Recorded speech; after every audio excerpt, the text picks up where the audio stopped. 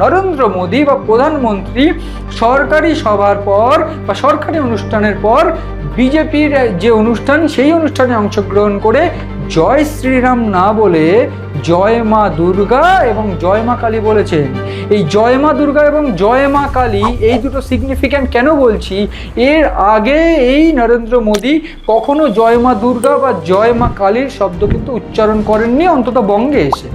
ফলে স্বাভাবিকভাবেই এই ইস্যুতে কিন্তু তীর চড়িয়েছেন বা সুর চড়িয়েছেন অভিষেক বন্দ্যোপাধ্যায়। অভিষেক বন্দ্যোপাধ্যায় 21শে জুলাইয়ের সভা থেকে পরিষ্কার করে এই ইস্যুকে নিয়ে বার্তা দিচ্ছেন যে নরেন্দ্র মোদী বা এই বিজেপি যখন প্রয়োজন পড়বে রামকে ডাকছে, যখন প্রয়োজন পড়বে দুর্গাকে ডাকছে।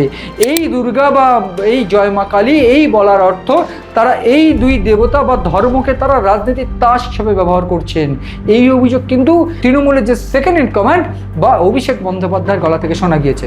এরই পর অভিষেক বন্দ্যোপাধ্যায় পরিষ্কার করে বলছেন বিজেপি ঠেলায় পড়লে এই ধরনের কথা বলে, এবং এই বক্তব্য কিন্তু অভিষেকের গলায় শোনা গেল আজ যে আর কয়েকটা দিন, মাত্র 10 মাস বাকি রয়েছে, এরপর জয় বাংলা তাদেরকে দিয়ে বলানো হবে। জয় বাংলা কার স্লোগান?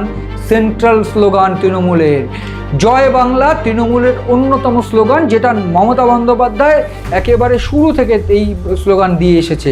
ফলে এই জায়গায় দাঁড়িয়ে বিজেপির যে বাংলা অস্মিতাকে ধরে রাখার চেষ্টা এবং বাংলা অস্মিতাকে রক্ষা করার যে বক্তব্য, যে জায়গা, যে চিত্র এই 21শে জুলাই থেকে বেঁধে দেওয়া হলো বা লক্ষ্য করে দেওয়া হলো, সেইটা কেন এবং কেন এই বিষয়ে আজ মমতা বন্দ্যোপাধ্যায় অভিষেক বন্দ্যোপাধ্যায় বললেন।